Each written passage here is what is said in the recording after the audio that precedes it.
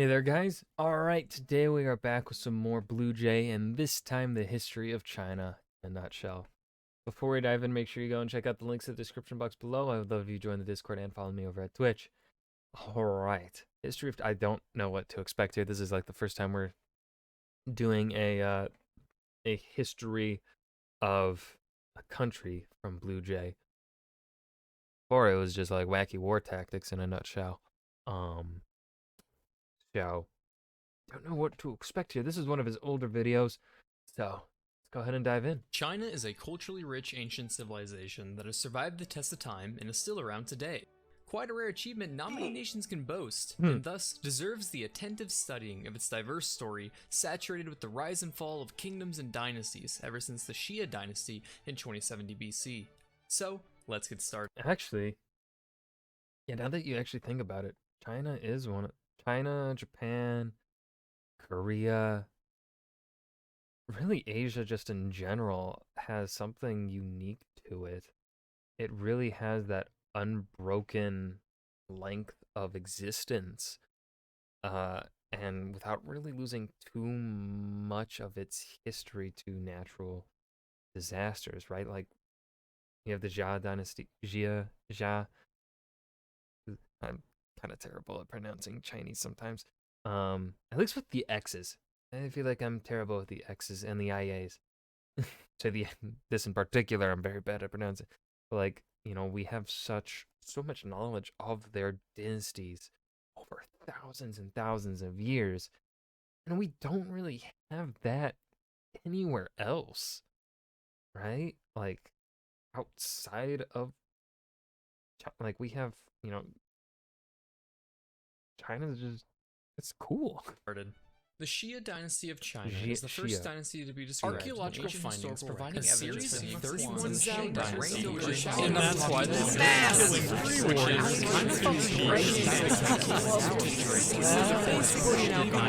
the emperor of the Qing dynasty. Right, with that all over with, let's focus on modern China. What?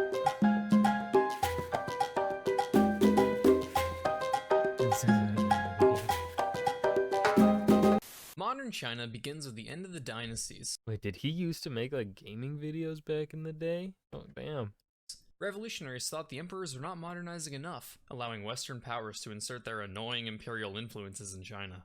The Qing dynasty was overthrown with the Wuchang Uprising, when a bomb accidentally exploded and the revolutionaries were like, well shit, they're just gonna blame that on us. I guess the revolution starts now. Establishing the Republic of China in 1912. Dr. Sun Yat-sen, a bona fide god to the Chinese, became the first provisional president, although he actually didn't directly participate in the uprising. He was in Denver, Colorado at the time, but hey, he was a leader. Sun Yat-sen struck a deal with General Yuan Shikai, commander of the new army, that if he could get the last emperor of And this is a really old, this was before he found his art style. China to renounce his rule, he'll get to be the president. This didn't prove to be a challenge, considering Emperor Puyi was literally 6 years old at the time. Hey kid, I'll make you a deal. You can either spend all day ruling over all these losers, being revered as a god amongst men, or you can have this real sick yo-yo. So Yuan Shikai became the official president They use a monkey sound. of the Republic of China, finally ending 3,000 years of dynasty rule. But that wasn't good enough, and a few years later he pulled a Napoleon and declared himself emperor. Understandably, the Chinese people, having just ended an emperor's reign, did not find this very cash money, and he abdicated in 1916, dying shortly after, thus beginning the warlord era. China shattered into multiple regions, ruled by various warlords, but our hero Sun Yat-sen and the nationalists haven't given up on a unified China.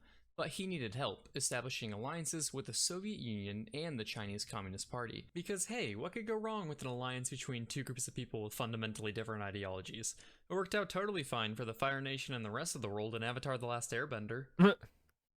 Yeah, I'm watching a kid's show, so what? Fuck you. Chiang Kai-shek. Hold on, were you just now watching it, BlueJay? In when this video was created, you were just now watching it for the first time? It's pretty disappointing. I'm not gonna lie. Kind of cringe that you didn't watch it as a child and grew up with it. Okay, let me tell you. I remember watching the fucking finale as it aired. I remember Oh, I remember the day of the Black Sun invasion as it aired. Oh, oh, good time. Innocent times. Better times. Takes control of the Nationalist Party after Sun Yat-sen bites the dust in 1925, working with the communists who were all like, God, But also, the Fire Nation didn't make allies. The Fire Nation just invaded. these warlords are annoying. Luckily, we're close to a unified China. Yeah, those warlords are gross. You wanna know who's really gross? Them commie bastards. Yeah, wait, what? Chiang turns on the communists, not resting until he chased all of their armies out of the Nationalist Party, igniting the Chinese Civil War. Both sides trying to— wait, what's going on up here? And we'll worry about that later. Chiang Kai-shek almost had the communists defeated until they embarked on the famous Long March across treacherous terrain all the way to the northwest, during which they recognized Mao Zedong as their leader, who will henceforth be shown with a halo so don't get wallbanged by a CCP hit squad. Anyway, after a tussle over a bridge, we're now at war with the Japanese, leading the nationalists and the communists to set aside their differences and form a united front against them. Then, with the help of the US and allies, they defeated Japan, ending the Second Sino-Japanese War and World War II. They were victorious. They succeeded in ending the long, 14-year, atrocity-filled Japanese occupation of China, their beloved homeland, their ancient, culture-rich civilization, once again finally free from the searing claws of tyranny. A full-scale civil war breaks out again, with the communists accomplishing an incredible comeback fitting for a Rocky movie, routing Chiang Kai-shek and the nationalists to Taiwan in 1949. Yeah, really, the Nationalists fucking fumbled that Civil War, man. Kind of cringe. Scholars debate on exactly how the communists are able to come back. Some attribute it to Mao's charismatic ability to persuade peasants and farmers, gathering their support by promising communism would improve their lives and that they'd never, never go hungry again. Now in power of the mainland, Mao set on creating a new— But also, Chiang Kai-shek did some shitty things that the communists definitely used as like propaganda, like the flooding of the Yellow River. I think Chiang Kai-shek did that as a means to try and fight the Japanese invasion, and that did not go well. new socialist state, the People's Republic of China, declaring that the working class would be leaders of a people's democratic dictatorship. So yeah, you get to vote. Mao Zedong, Daddy Mao, all the above. Look to your left.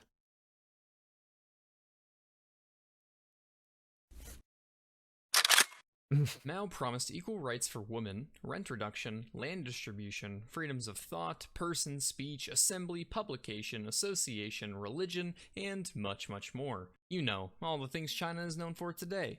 To go about tackling land distribution, Mao had a little brainstorming session. Sir, how can we conduct a massive overhaul of the land ownership system? I suppose, if we must, we will execute a few powerful landlords. Damn it, Jimmy, I'm not happy to do it, but it's for the good of the nation. Mao looked around at the world and saw that your nation wasn't really certified dank unless you had a lot of steel output. But instead of taking calculated steps to industrialize over time, Mao wanted it now, introducing his plan for the Great Leap Forward. Yeah, so get this. How about instead of your usual farming and selling all your extra crop, we keep the you farming part, but we take all your crop for the important people. Wait, so we get no food? No. We'll give back whatever's left over. This hardly seems fair. What if I also told you you're gonna build steel furnaces in your backyards, fueled with, you know, whatever you get your hands on, maybe your furniture? Wait, what? All in all, the Great Leap Forward was a disaster, resulting in the worst famine in human history, with upwards of 45 million deaths. But hey, numbers don't matter when you're living in a democratic people's dictatorship. Oh hey, remember that culturally rich aspect of China? Yeah, well, Mao was all like, culturally rich? More like belongs in a ditch. Culture's for nerds. With the failure of the Great Leap Forward, Mao wanted to reignite that sweet, sweet revolutionary fever. Bands of millions of students were formed into paramilitary Red Guard groups and were sent on an IRL match of search and destroy. Except instead of an enemy team, they faced civilians, and instead of defusing a bomb, they burned books and relics. These student groups saw the thing I said at the beginning, aside from this, like, you know, China was doing a good job until, you know, Mao Zedong came in and started book burning. Sought to destroy anything considered bourgeois, anything representing capitalism, religion, tradition, and the West. They shut down schools, destroyed religious and cultural artifacts, and killed intellectuals and party elites believed to be anti-revolutionaries.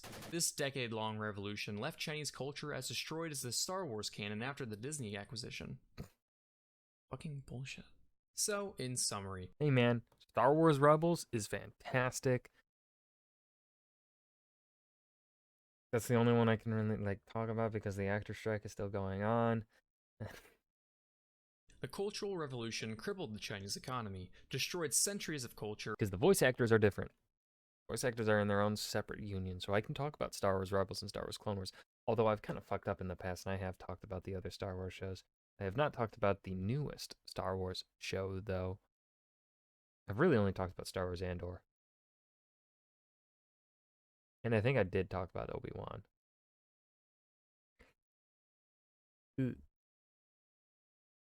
But I wasn't promoting it. Honestly, I'm kind of like, I've seen so many content creators that have like continued to put out Star Wars content and stuff like that and talk about it. And so I'm like kind of confused. I'm like, what are the rules? What are they? and had an estimated death toll of hundreds of thousands to as much as 20 million, with 100 million Goddamn. persecuted. The revolution only ended with Mao Zedong's death, giving him the highest KD in history of 78 million to 1. So who's the true gamer here? Deng Xiaoping became paramount leader after Mao, and noticing Singapore's economic boom, introduced some nifty economic reforms. Hey, so things kinda suck around here, so why don't we loosen our grip a smidge with some decollectivization and open some, get this, special economic zones for foreign investment and free market? Yeah, I don't know, that kinda sounds like capitalism to me. No, we'll call it socialism, with Chinese characteristics. And we'll still be the Chinese Communist Party with a bloody chokehold on the masses. Well, okay. We promise it's bloody. In 1989, students started to go, hey, for being a people's democratic dictatorship, we seem to be missing a lot of that democratic part. Yeah, and whatever happened to all those promised freedoms of speech and press? Yeah, hey, we should, like, protest. China takes control of Hong Kong from Britain in 1997. And the people rejoiced. From this point onward, the CCP pretty much developed an... So is that Hong Kong? How are those Hong Kong... How did the Hong Kong riots go? Because we really stopped talking about it. Like, they were going hard in 2020, and then, like, COVID started. No one talked about it anymore. Anxiety disorder, and saw everything and anything as a threat. Got a spiritual yoga practice gaining too many followers. Ban it, torture them, harvest their organs. Fancy new tech allowing global connection and mass communication. Regulate it, remaster the Great Wall. Hire commentators to spam pro-party shitposts. Got a pesky Nobel Prize winner spitting fat bars of truth. Arrest him, don't let him speak at his trial, make him die in prison.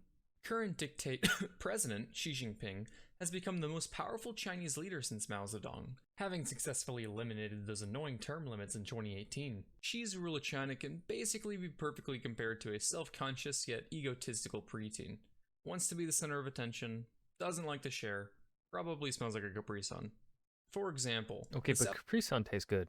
South China Sea is the resource-rich heart of trade in southern Asia. But according to the UN, a country can only utilize resources 200 nautical miles from its closest shoreline. But that's not fair, Xi said. According to this ancient map, we should have all this territory. Oh, you mean those 9 vaguely located lines drawn and claimed by the other China nearly a century ago? Yeah, no, you get 200 miles off your shoreline and that's plenty. Off of our shoreline, you say? So, in an attempt to bypass the system, Xi decided, fuck it, let's extend our shoreline, and literally created islands throughout the sea, claiming territory overlapping neighboring nations and taking pot shots at foreign fishermen just trying to get some hitsumabushi for dinner. It got to the point where the UN had a trial on whether these islands can be counted as legit, looking at China's process of just dumping seismic fuckloads of sand on coral reefs, easily declaring, yeah, that's not how islands are made. But Xi, being the lovable bad boy he is, went, true. But I'm gonna do it anyway. It has been increasing regional tensions while reaping sea resources ever since. So in conclusion, while China has a very interesting history and amazing contributions to humanity, such as gunpowder, paper, and the first ever live crab vending machine, calling the president Winnie the Pooh or believing in a religion may result in the forceful removal of your organs 6 out of 10 stars. And that was history of China in a nutshell. Um, this was good. Gotta keep in mind that this is a much older video from BlueJay, so he doesn't have his art style down yet, and he also doesn't quite have his script writing to the level that he has it now at. It's comedy still good, not quite there. For me yet in this. Like he's still trying to find his style, his approach in this video, but he still did a good job. 2 thumbs up. I hope you guys enjoyed as well. Remember to hit that like button and subscribe for more. I will see you guys in the next video. Peace.